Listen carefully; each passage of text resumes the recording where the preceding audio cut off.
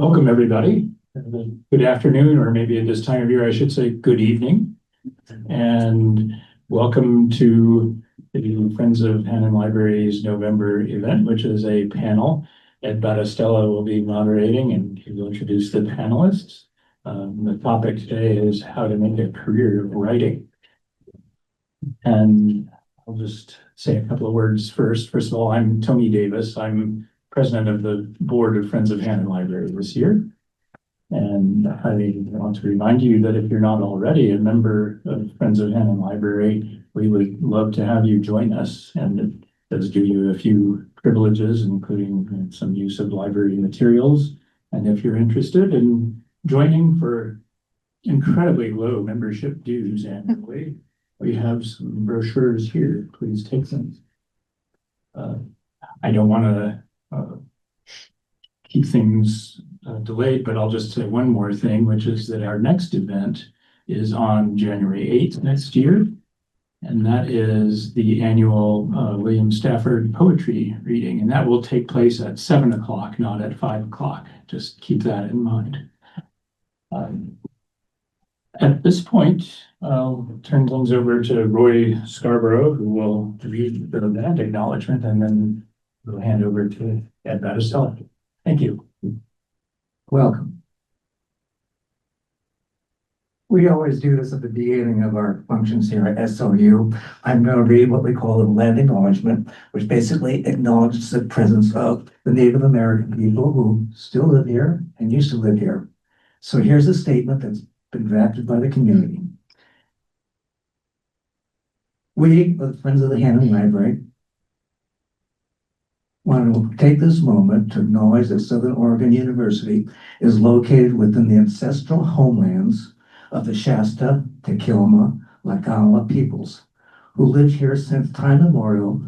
These tribes were displaced during the rapid Euro-American colonization, the gold rush, and armed conflict between 1851 and 1856. In the 1850s, discovery of gold and settlement brought thousands of Euro-Americans to their lands, leading to warfare, epidemics, starvation, and villages being burned. In 1853, the first of several treaties were signed, confederating these tribes and others together, who would then be referred to as the Rogue River Tribe. These treaties ceded most of their homelands to the United States. In return, they were guaranteed a permanent homeland reserved for them at the end of the Rogue River Wars in 1856. These tribes and many other tribes from Western Oregon were removed to the Siletz Reservation and the Grand Ronde Reservation. Today, the Confederated Tribes of the Grand Ronde Community of Oregon and the Confederated Tribes of the Siletz Indians are living descendants of the Tequila, Shasta, and Lacala peoples. We encourage you to learn about these people and the land you live in, and to join us in advocating for the inherent sovereignty of indigenous peoples. By the way, it is Native American Heritage Month, and one way to learn about the folks who live here, continue to live here, is to attend the celebration of Native American Heritage Month that will be in Stevenson Union this Saturday from 11 a.m. to 4 p.m. And once again, welcome and thank you for being here.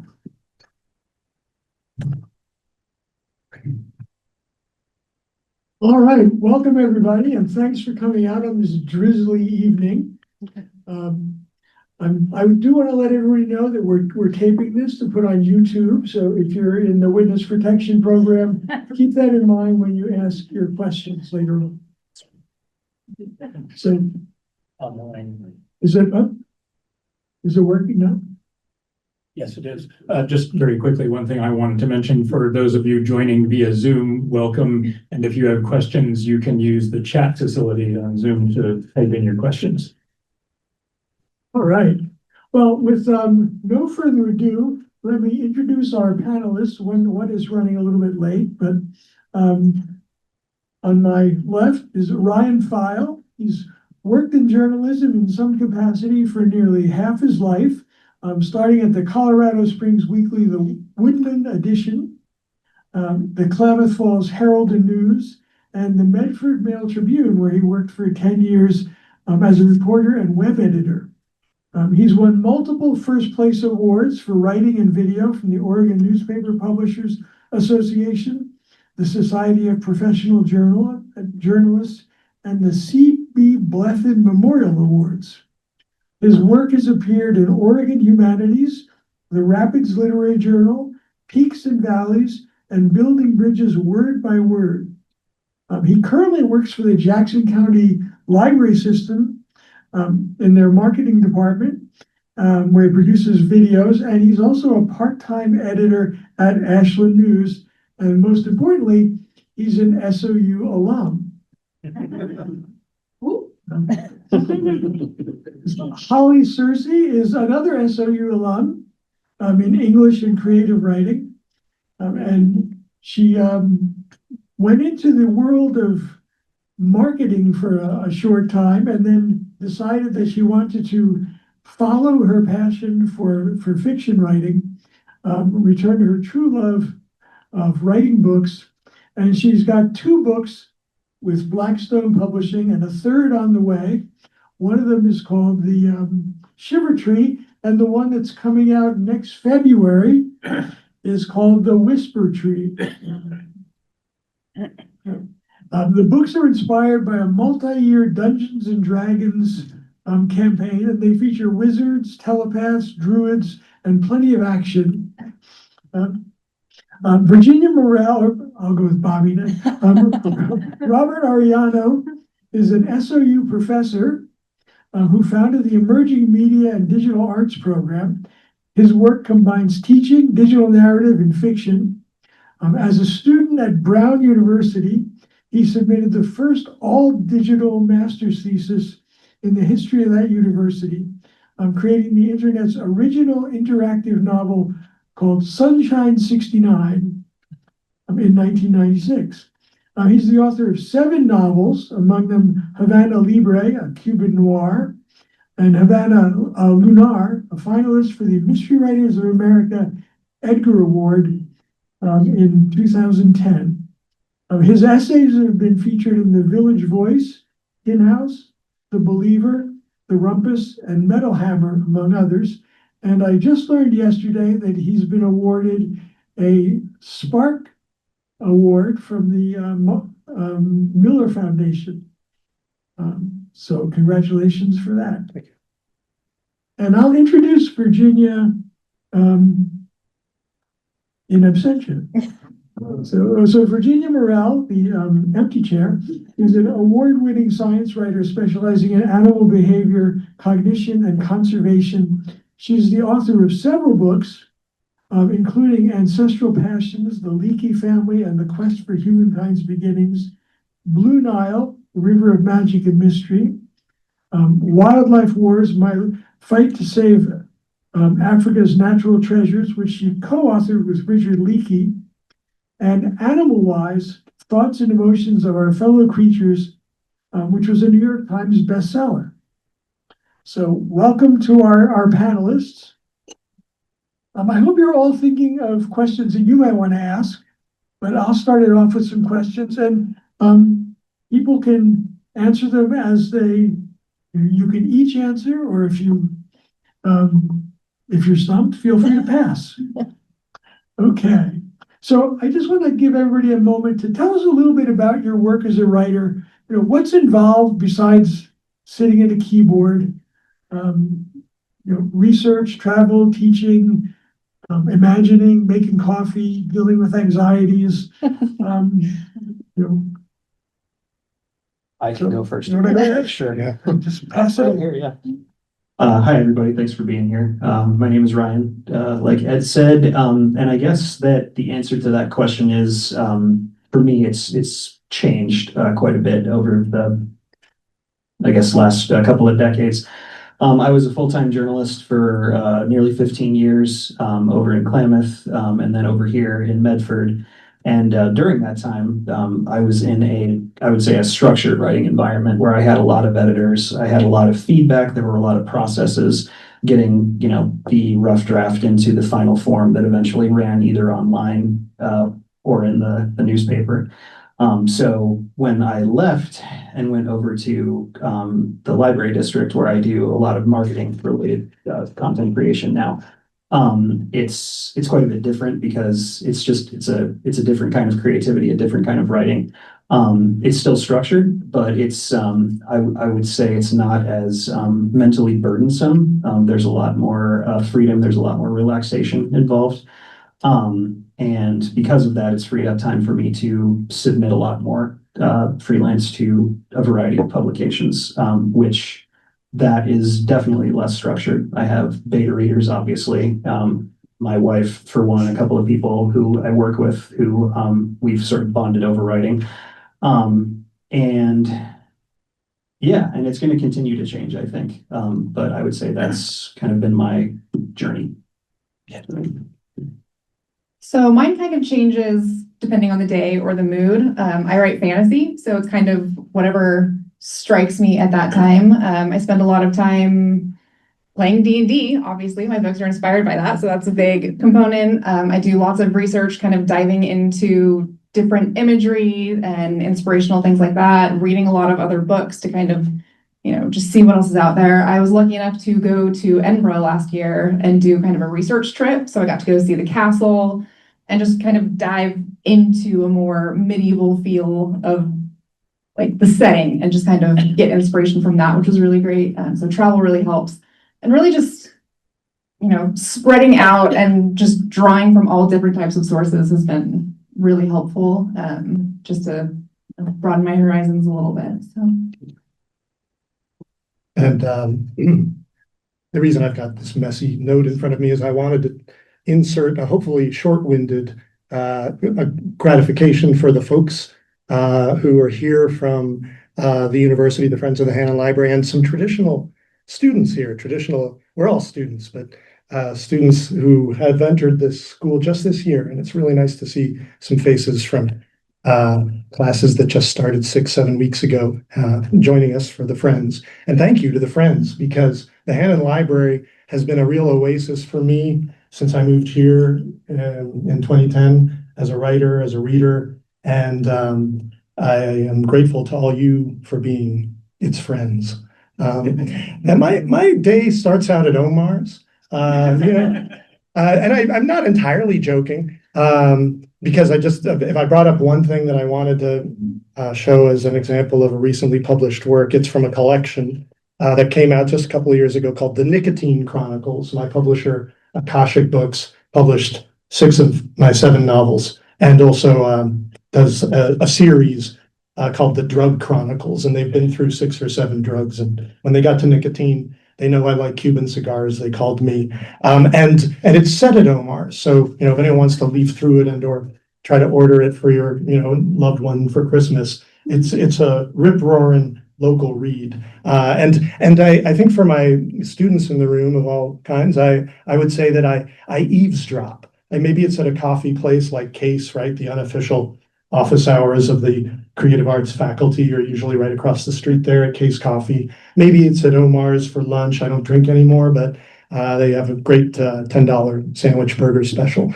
And I tell my students, go ahead and eavesdrop, just change a couple of things later in case someone says, I recognize that conversation. Oh, back to me. All right. Well, this is a little bit about how your career has evolved, and what I'm hoping you could tell us is, were there individuals aside from a long-suffering spouse who were sort of significant influences on your becoming a writer, or was there a particular defining moment when you sort of woke up and realized you were a writer? I think I have 2 of these. When I was in 7th grade, I grew up in Colorado. My dad and I were coming back from a soccer tournament in Grand Junction, driving back to Colorado Springs. That's a long drive. It's about 5-6 hours. And my dad and I have always bonded over science fiction and military history as stuff that we really like to read, even from a very young age. And we were just driving in the car, and he turned to me and he said, to 7th grade, 12-year-old me, hey, do you want to write a book together? Do you want to try to do that? And I said, yeah, that would be awesome. And so the entire way back, it flew by because we were just world building the entire time. And then, as fate would have it, he got busy and I just did it all myself. And I wrote this 113 page monstrosity that's basically like just this mutation of Lord of the Rings and Star Wars, and grew it in a lab very poorly. And, been doing it ever since for fun. But the professional cog happened after college. I went into rental car for about a year. It was one of those things where it's like 6 weeks out from graduation. No, I need to get a job. So I went to a job fair. I ended up at Enterprise Rent a Car. We get to wear ties. That must be important. That's great. I hated it. And then my wife then girlfriend, now wife, got into nursing school over in Klamath. And it was one of those, I don't want to do long distance, you either come with me or this is over. And it was like, well, I think I'm going to go with you. So I went with her. You got to love somebody a lot to go to Klamath Falls. And I went with her. And when we got there, I had no job prospects lined up. And she said, why don't you call the newspaper? Just call them up and see if they have any positions open. Sure. So I did, and because I went to school for journalism, and as fate would have it, they had 2 positions open. I interviewed, and the rest is history. So that was how it started for me. So for me, reading and writing have always been a passion for me, even from when I was a kid. I was the nerd in the library every summer, reading as many books as possible. And then for some reason, when I got here to SOU, I thought it would be a good idea to be a Spanish major. I don't know why, but I did that for a few years. And then Bill Golson, actually, a professor here, I took a crime fiction class from him. And I went, what am I doing? Why am I majoring in Spanish? I want to be in publishing. I want to write. I want to read. I want to edit. So he actually is the reason that I switched majors my junior year, 4 classes shy of my Spanish major, and became an English major. And then Ed helped me actually get an internship at Blackstone, which was then just an audiobook publisher. And I immediately launched into publishing, which was fantastic. That just doesn't happen very often. So I spent 6 years kind of getting into the world of publishing. I did copy editing, copywriting, just, investing myself in that. As I mentioned, I detoured into marketing at a different company for a few years, said, what am I doing? And then COVID hit. And lockdown happened. I've been trying and struggling to write a book for years, just couldn't get into it. And then the old write what you know thing kept nagging at me. And we've been playing D&D for 5 years. So I thought, I know this world. I know these characters. I'm just going to do it. And so lockdown actually forced me to just sit down, spend the time. And now I've got books coming out. So I love these answers so far because we all, we acknowledge the people who got us started, whether, Bill Golson, shout out to Bill's, and what a dad win, Ryan, just to have that be connection in the car. I was reading a lot of Encyclopedia Brown, you might remember, and also Nancy Drew mysteries. I think the big aha moment was my first, does anyone know what the initial CYOA stand for? Cover your ass. Oh, that's good. Yes, it's very close. Choose your own adventure. And so that was that series that came out where you couldn't just turn the page at the end of the first. You had to go fight the wizard or run away, and then they told you to change which page you would turn to on the basis of your decision. And I think my first actual piece of original writing wasn't a story. It was really a script for a podcast, although I don't know if we knew how to call it that. Then it had an audience of 2. And it was recorded on a home tape deck where you had to press record, play at the same time. And the audience was the writers, me and my dear friend, John Sweeney, who were 9 years old. And we each had come up with a character. Mine was named Jimmy Jet, and his was Ralph Rocket. And they were fighting the Ooka-Malooka monsters, and it all took off from there. Even had sound effects because my dad had bought me an old plastic kind of cheap pachinko pinball machine, and we would make the battle sounds with that pinball machine. So, and somewhere I still have that recording. So if Radio Lab comes calling, I'll be ready. Virginia, welcome. Thank you. So sorry, I'm a little bit late. I didn't get the parking done properly, I think, so I'll probably get a ticket. Anyway. Hopefully someone will get it fixed. Yeah. So my name's Virginia Morell, and I've been working as a writer since, my late 20s. I think I'd always figured I would be a writer. I loved to read as a kid, and I wrote short stories, and they always seemed to be popular with teachers and my fellow students, and went on from there to studying at Pomona College in Claremont, California. I did some classes in creative writing there, as well as a degree in English Lit. And then I got very interested in the medieval era for some reason. And it was, I look back on it because I ultimately became a science writer, and I was stupidly very anti-science at that point. So the only thing that I remember really, I had to take classes in the sciences, of course, as part of my undergraduate education. And my favorite class was astronomy. And I look back on that now, and I can see lots of reasons why. I mean, it was the most engaging subject. And I'm trying to think of which fellow at not Dr. Fauci, maybe it was Dr. Fauci, but someone who went on to become a leader of one of our great medical institutions. He said, as an undergrad, he also had studied literature, and he had planned to write a great American novel, but he realized all of his friends were having so much more fun being scientists. And so he went back to school and got degrees in biology and went on from there. I think it's Harold Varmus who did that. So ultimately, I did my degree in medieval literature, and then I wanted to see the world. So I traveled through Europe, and I went to Ethiopia. I'd had Ethiopian friends at college, and they said if I went there, this was in the 70s, I would get a job as a teacher. And so I just flew there, and I did get a job at the university, and that sort of set the stage for my life, because then I became very interested in all things African, and I love the idea of exploring and adventure. And I came back to the States after a couple of years there, and I thought, how can I get back to Africa? And I figured the best way would be to get back was to write about the field of human evolution. There were a lot of discoveries that were then being made. Lucy had just been found in Ethiopia, which is early skeleton, one of our ancestors. And so I'd met a number of the people who'd work in the field. And so, I mean, it's one of these crazy things where 4 or 5 years later, after having worked as a tech writer in the computer industry, I started writing my own articles, and suddenly I was on an airplane. A Canadian magazine was sending me back to Kenya to do a profile of Richard Leakey. And that led then to my first book, which was a biography of the Leakeys, Ancestral Passions. It became a New York Times notable book of the year. And then I got a call from National Geographic asking me would I consider writing for them.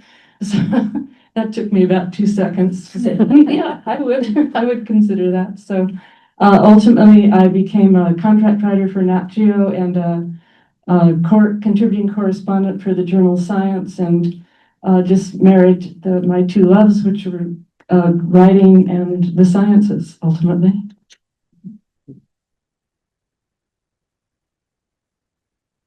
All right. I hope you're all thinking of some great questions to ask them in a few minutes. I wanted to ask, well, a couple of things. I think right now, just maybe, what's the one piece of advice you'd give to aspiring or working writers? Everyone's going to say this, so I'll just start it off. Read all the time, fiction and nonfiction, as much as you can. If you don't have your library card, you should go get one at Jackson County Library Services. That's my shameless plug for you. Really, I've always said that reading is sort of like pouring gas on a creative fire, because it goes up quickly and it goes up, but then it goes out quick. So if you can just keep at it, it'll inspire you, and you're going to glean little pieces of style and voice and inspiration from things that you really, really like, and you're going to kind of mold it all together and make it your own. And the only way to sustain that, thank you, is to continue to read as much as you can, fiction and nonfiction both. I do second that. My advice is actually specifically for people writing a book. and that is to write what you want to read, mostly because you're going to have to read it a lot. So many rounds of editing. I've read my books more times than I can count. So if you're going to write a book, make sure it's something you want to read. Yeah. I give a two-part answer on this one.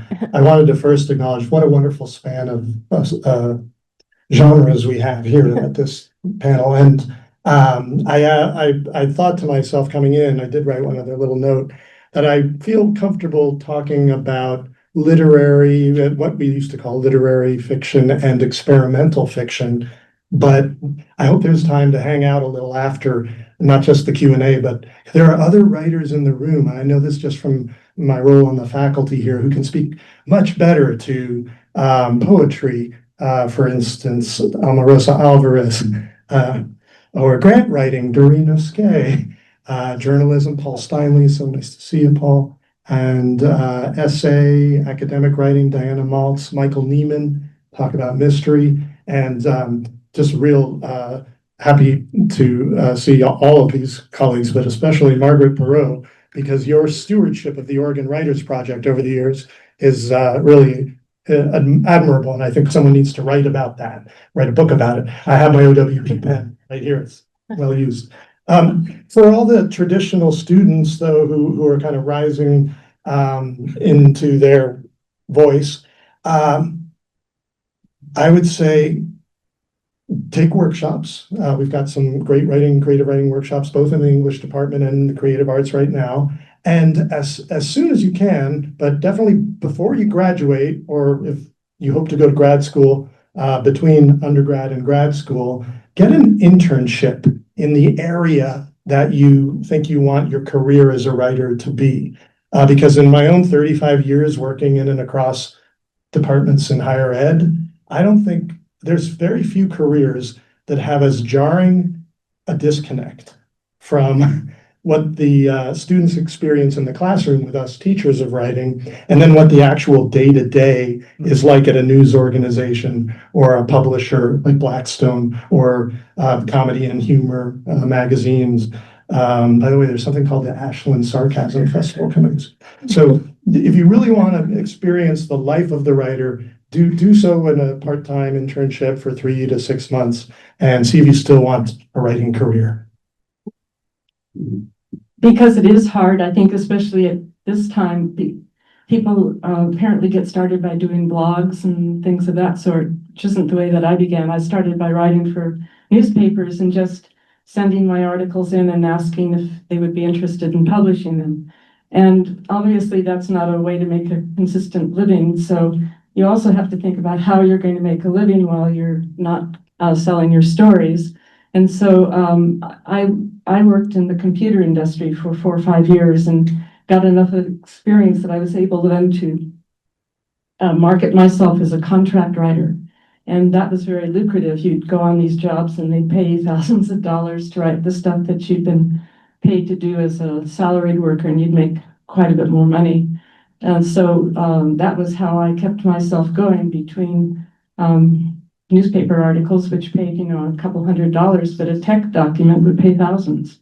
So that's also something to keep in mind, is how are you going to live while you're trying to write your great American novel or whatever. All right, but just a couple more questions. Nobody sort of does writing alone, I think. So what's your support system like? Editors, beta readers, writing groups? Who reads your stuff first? My mom is probably the sharpest editor in the whole pack, honestly, for now, for the type of stuff that I am submitting to other publications besides my work. And yeah, she's sort of got this thing where she's able to detect where my true voice is maybe wandering off a little bit off of the path, and I'm maybe trying to be somebody else, or I'm feeling tired or lazy. She'll be able to laser in on those spots and say, you need to go back here because I can tell you were tired, or you were just not in the right headspace, or something like that. And that's really helpful in terms of keeping it consistent. My wife is another one, and then a couple of people who I work with, who I sort of have bonded with over writing. We share pieces with each other, and encourage each other, like, go submit that, and we celebrate with each other when it gets published and stuff like that. It's a good system, and yeah, I would say those are the main spots for me. My favorite sounding board is my husband. He is back there, avid fantasy reader. He was also the DM for our game, so he's familiar with what's going on in there. I also have a group of about 6 beta readers that are really into fantasy that I like to send my stuff out to before I send it to my agent. Then my agent, and then obviously at the publishing company, there are people who read it and then offer feedback, my editors and all of that. So yeah, I've got a spread of people. I don't show anyone work in progress. I just don't. And yet, I heard the word community somewhere, and I really appreciate the need for a writing community. In fact, whether it's a writer's group or a circle, a OLLI course, or sometimes at the Y, there'll be a writing course. Although online communities too, I blogged for a bit a ways back, and now I see interesting communities around blog platforms, again, particularly Substack and Medium seem like ones that are actually for readers by readers and writers. In fact, I did some kind of nerdy and I printed the internet, just one page or two, but my students launched a blog earlier this month for a course I'm teaching called Intergenerational Game Spaces, where we're trying to come up with designs and ideas for having people play more across age brackets. And the Game Garden, as the blog is called, is quite easy to find on Medium. And yet I published just today the most recent student written post on a 10-page handout that I think there's enough from almost everyone. There's also a couple of the student literary magazines over the years that we happen to have extra copies of. So everything on the back table is free, and I think shows you a little more of what writing community we have here locally. And statewide, Oregon Humanities Magazine, I can't believe I didn't bring a copy. It's free for all of us. Our birthright, or not that, just for having an Oregon address. If you have an Oregon mailing address, you can get a quarterly wonderful magazine of essays and poetry delivered to your door. And that was one of the first places I submitted and felt like I found a place with good editing that was going to help me find my community. I'm not sure of your name, but like you, my husband's my first reader. So he was a senior editor at Outside Magazine when we met, and he also decided to become an adventure natural history writer. And so that's what we did. We worked in those fields, and he did a lot of, I always called him sort of hairy-chested things like cross-country skiing, the ice cap in Patagonia, and stuff like that he'd write about. And we'd read each other's articles and comment on them and try to improve them. I think he trusted me a little bit. I know I trusted him a great deal.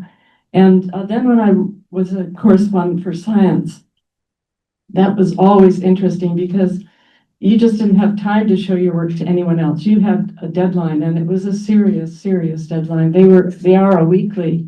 And so you would have to get your copy in by a particular time, and your editor would have it back to you either that afternoon or the next morning, and you better have it back pronto. They would usually have a lot of comments, a lot of questions, and you turn that back in, and then there would be what they call a top editor who would go through it one more time, send it back, and you had to finish it up and have everything, all your ducks in a row, and you had to call, they asked you to call and verify quotes with all of your sources. So in the meantime, you'd have to be calling everyone and reading quotations back and hoping everyone stood by what they said to you originally, because you could wreck a story real fast if they changed their mind. So that was a high pressure job, but I really enjoyed it. Oh, yeah. Okay. And away. I do want to echo something that Robert said about Oregon Humanities. That was one of the first places that I submitted one of my essays to, and have continued to since then. And it's a very encouraging vibe, I would say, from all of the editorial staff there.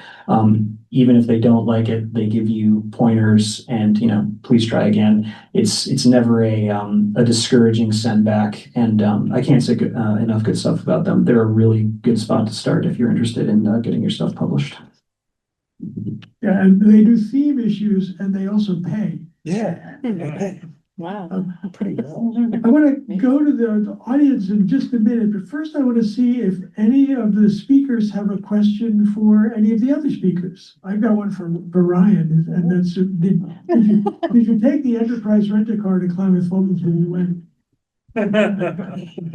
No, I quit cold turkey, and I had probably $20 to my name. So no, it was just my wife telling me you should call the newspaper, and I did. Questions for, yeah. Oh yeah. I have a self-serving one for Virginia, which is just that did you know, because I just found out today, so it gives me the chance to mention it in a group that I think there'll be others interested, that there's something called the Science Writers Association that is having its annual conference this fall at Oregon State University in Corvallis. So just saw it go by, and I wanted to make sure I didn't forget to tell you, but did you know there's this kind of national organization or conference? Yes, I belonged, past tense, to the National Association of Science Writers. I sort of retired last year, so I haven't been following the field too actively. It's been a nice break. I don't miss the calls at 7 o'clock in the morning. Where's the coffee? Yes. Don't miss it. No other questions for? Okay. I'm curious to hear from you. Shy panel. Yeah. Question? Yes. There you Yeah, I wanted to ask about, in particular, what Ryan, I think, aptly referred to as structured writing, and how all of you see the future of writing that is constrained by various structures, not just in relation to new technologies like AI, but also, different kinds of media. Robert mentioned Substack and Medium as examples of things that didn't really exist, 15, 20 years ago. So I'd be interested to hear how you see both forms and technologies affecting the careers of writers who are coming along today. Yeah. I can start if you want. I could, because just I did, thanks, Tony. I did remember one more thing I wanted to say, which was I'm hesitant to nudge anyone towards more social media, especially that's going to ask for your email and track your eye movements and anything like that. But the phrase I used the other day with my students who chose Medium, they did the research and they chose Medium, and it echoes my experience with the last year of subscribing to some Substacks. I haven't written anything on Substack, but I get a once weekly digest of people I do want to read, and I don't feel like it's obnoxious, always giving me notifications, etc. Is that Medium and Substack, for two examples, and there's probably others folks know about, were the least obnoxious of the new platforms to come along, no pop-up ads, and the sense that like you could really filter and create your own reading lists on the basis of your interests, and then other suggestions would come up that were genuinely helpful.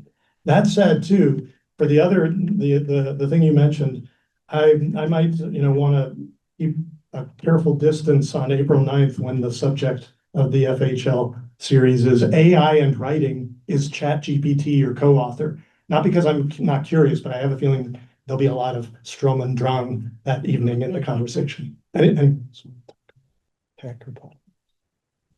wouldn't even know where to begin. It all changed so quickly, and my husband and I both just say we feel really lucky. We feel like we were able to participate in the last golden era of really great nonfiction writing, and I wouldn't have a clue what to advise to young people today, except I guess start a blog and hope it goes somewhere, write lots of short stories, send them to your usual outlets, and good luck.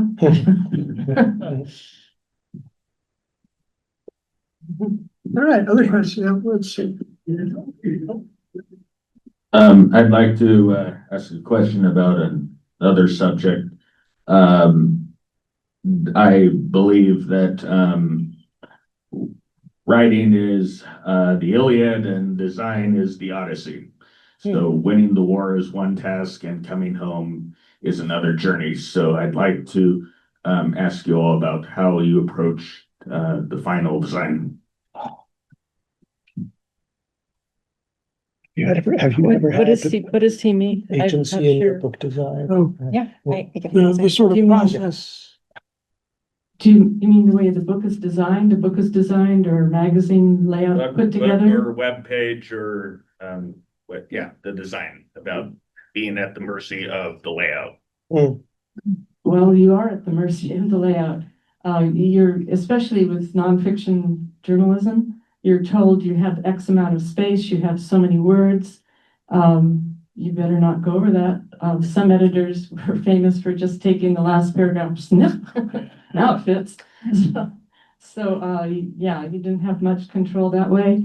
On Nat Geo, they would tell you exactly how many words they wanted, and then you would work with your editor. Sometimes you'd get a call saying, we need to lose 500 words. So you would have to find 500 words to chop out. For my books, I just wrote what I wanted to write and turned them in, and then they produced, in some cases, beautiful books. In one case, I couldn't believe the ugly cover. I'll show you. It's unbelievable given the subject. So the first book, it's really a handsome cover. This was Simon & Schuster, Ancestral Passions, lots of beautiful photos of the Leakeys, and it made my name nice big type at the bottom, so that was okay. No complaints. Then Nat Geo asked me to write a book. They sent me on an expedition down the Blue Nile in Ethiopia, and the photographer came along. She shot many gorgeous pictures, and this is the shitty cover.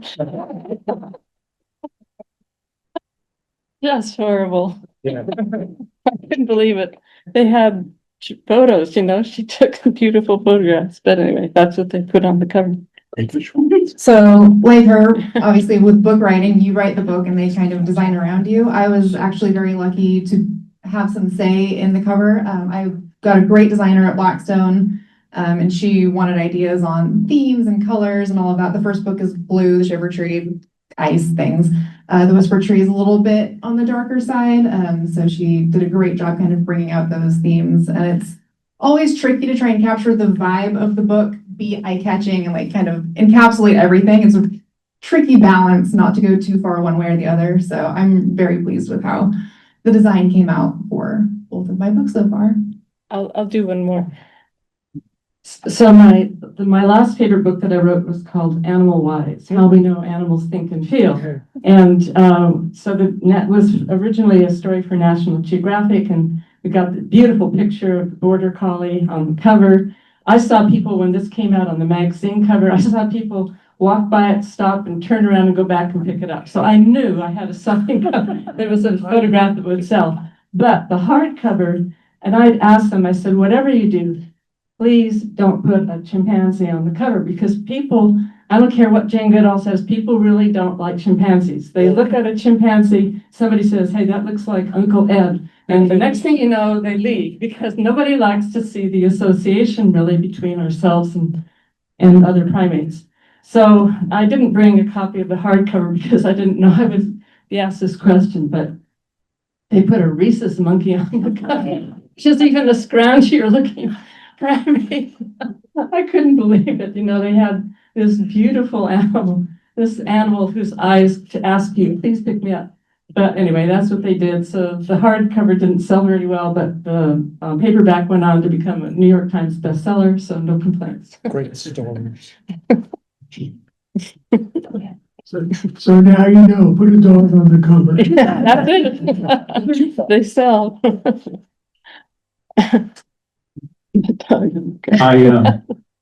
I was intrigued by your reference to eavesdropping, and so I have two related questions. One is, how much does listening play in your writing process?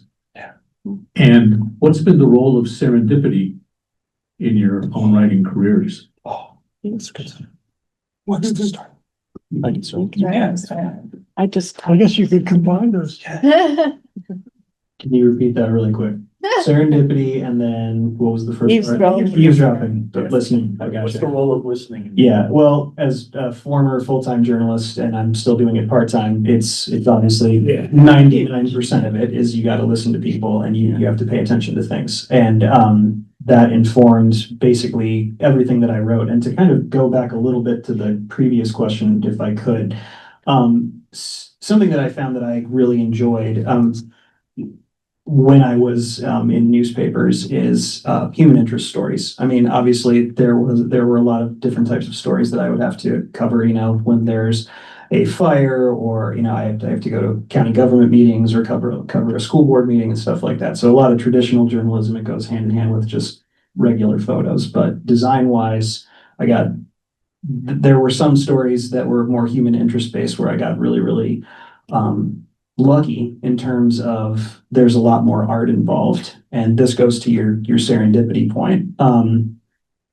One of the, and what I'm about to say, I'm cognizant that it's, I'm pretty sure this is rare. I'm not sure this is going to be a thing for a lot of people. I'm cognizant that I'm pretty lucky here, but there were a few projects, especially when I was at the Tribune, that were a lot more, I would say, outside the bounds of traditional journalism. They were, like I said, there were some human interest stories.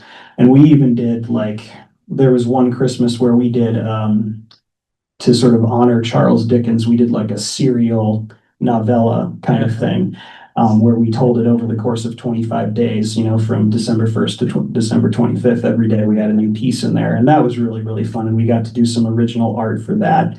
And there was another one where I got to profile a bunch of local comic book writers, and we got to commission someone to draw their little origin stories and comic panels and stuff like that.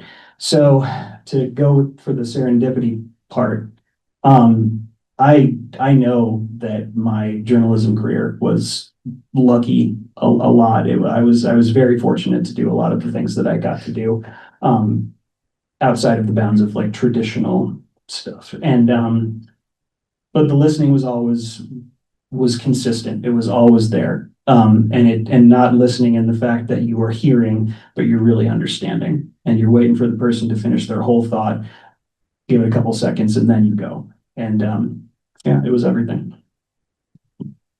One of my absolute favorite things to write is dialogue. I love having characters with personalities that are unique and stay consistent. And so obviously listening, you want to hear speech patterns and how different people talk. And sitting around a D&D table when your nerdy friends are playing their characters and you're going to steal them later for a novel, listening becomes very important. So the second book is actually where I took my friends' characters, reshaped and remade them for the story. And then I was able to infuse my friends' personalities kind of into the characters, which was a blast. So listening, obviously, very important. As for serendipity, like Ryan, I was very lucky because when I was querying agents, literary agents for my first book, the agent that I ended up working with was just becoming a full-time agent. She loves going to Comic-Cons and her husband plays D&D.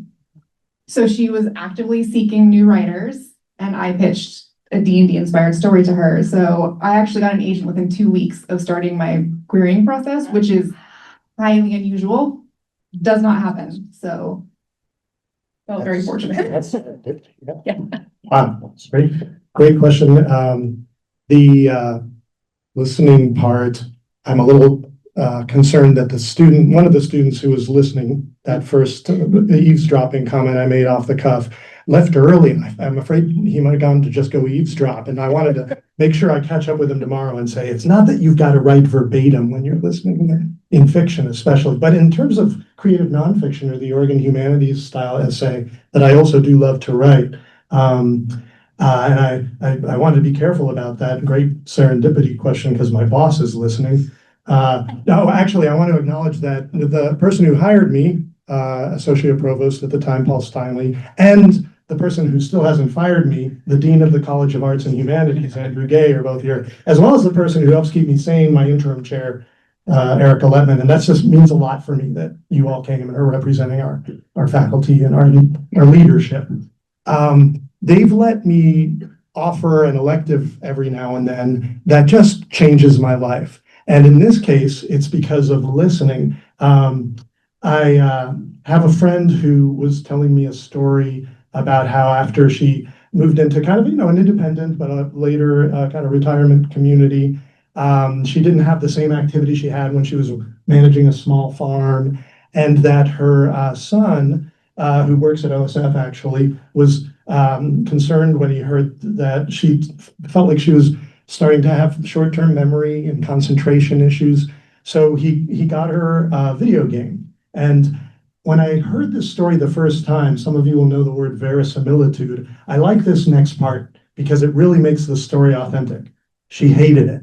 It was something called Kirby's Knitting Adventure. They got it for her because she's into yarn, and she just didn't like it. It was a platformer game that, made you jump at exactly the right moment, and the controller wasn't right and stuff like that. So she said to her son, "I want to play what you're playing." And her son said, "You want to play Elder Scrolls 4 Oblivion?" Which was this great point of view, virtual reality style world. And 600 hours and 20 online friends later, Joyce started to remember things again. And I get choked up every time I get to tell that short story. And that turned into this course that we're giving a presentation next month through Ollie. It's free, called The Game Garden. So thanks, boss, for letting me do those electives sometimes. So I think I told my serendipity story sort of at the beginning about moving to Ethiopia, and actually I lived, shared a house with I taught at what was then Haile Selassie the First University, because the emperor was still in charge of the country. And I had a house with a woman who taught geology at the university. And so through her, I met a number of the scientists like Donald Johanson, who later, after I'd left, he found the fossil Lucy. But I made a number of connections there. And so when I went home and I had this crazy idea that I would somehow get back to Africa by writing about the science of early humans, I sort of had an idea, very big general idea, but I knew a couple of people. And so ultimately, all of that happened, oddly enough. It's really peculiar how life works out. We've got time for a couple of more, yeah. Oprah. What about an Oprah? Yeah. Jerry Springer. Yeah. We hope not. But sometimes when I'm looking at content about writing, I see a lot this concept that doing like spreading your creativity through multiple different arts helps like improve it. So it's like a dream, I guess, to be able to do that. So I'm wondering, when you became established writers, did you ever branch out into any other arts, and did that help you?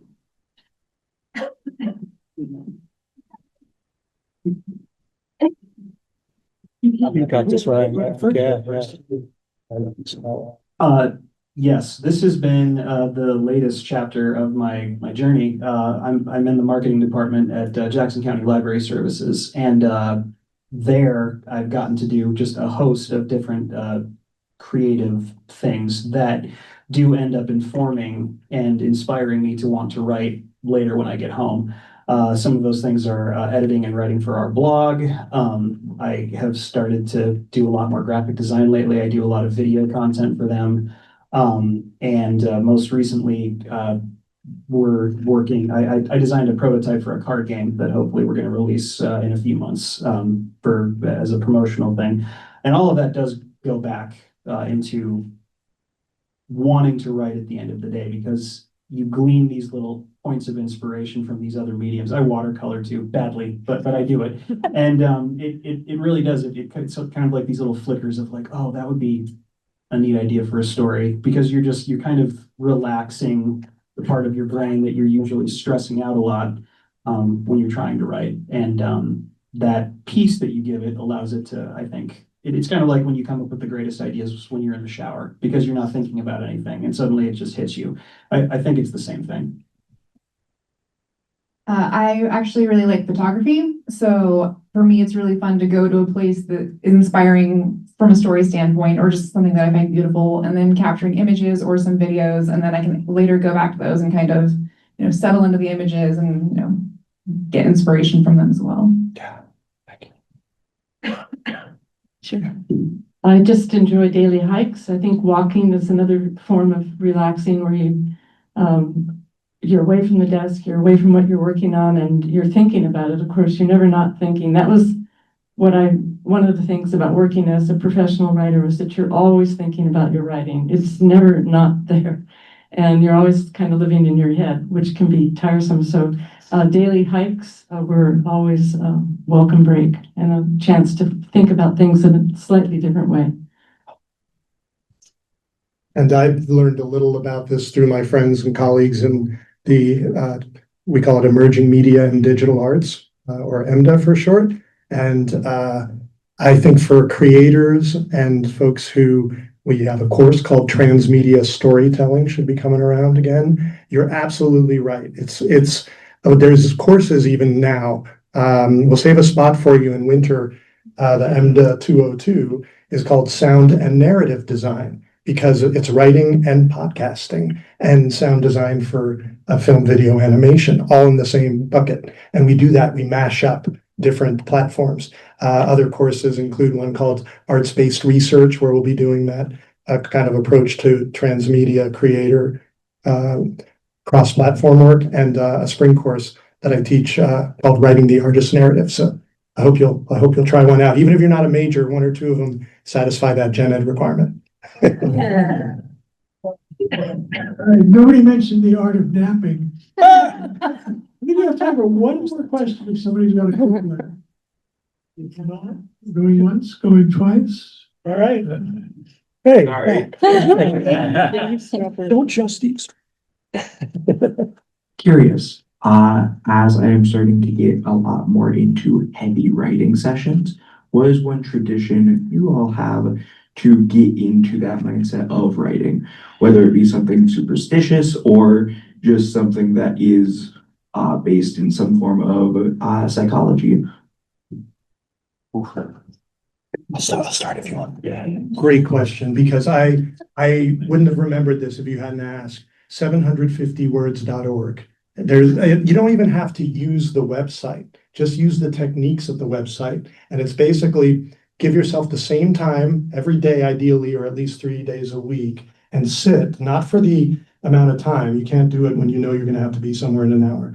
Just use your word count on your computer, or if you like to write in a notebook, keep a relative count, and don't stop until you get to 750. That means if you think you just had a really heavy, good session, but you go up and use tools and check word count and only is 745, you have to wait. And sometimes it takes hours until you get that 5 more words. But sometimes you find that by waiting and getting to that target, that daily target, you find, oh, I'm at 900 words now or 1,000. So it doesn't mean you stop. You just go and you get to the word count and look at some of the other tools on that website. One of the great advantages of working for a publication like Science is that, like I said, you have serious deadlines, and there's nothing that will make you more productive than a deadline.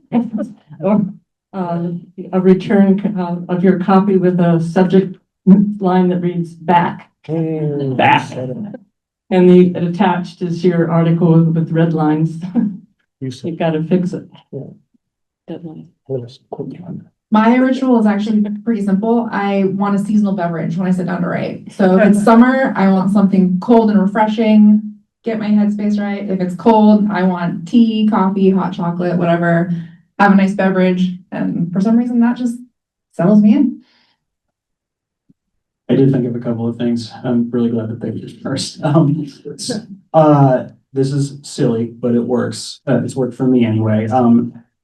A few years ago, I came up with this system with my mom to where it was like, hey, how about I write X number of words, 750, for example, and when I show you proof of that, I get a literal gold star sticker, like I'm in 3rd grade. And she went, yeah, let's do that. And it works, man. So there's that, and additionally, I do like to have some tea or coffee nearby to echo Holly's point. And I like having ambient music on because it's something that can be very background. If I have music with lyrics or even like classical music, I'll start to like hum along with it, and I'm not focused. But the ambient is just kind of this long droning passage. There's a great YouTube channel called Ambient Outpost. Highly recommend it. I listen to that all the time. And those are my three, but Gold Star is at the top. To piggyback Ryan's point, video game music, excellent writing music. I listen to the Baldur's Gate 3 soundtrack all the time. All right, I'm going to invest in some gold stars. So I want to thank everyone for coming and remind you that our next event is January 8th, the William Stafford birthday reading. People can read one of Stafford's poetry, so there's an audience participation part. In May, we'll have events in February, March, and April. But in May, we're going to do a local authors meet and greet. So if you're a local author and I don't have your email, feel free to jot it down on the back of this piece of paper on the way out. So I can reach out to you. And thanks again for coming, and don't forget to join the Friends of Hannon Library. Yeah. Thanks for coming.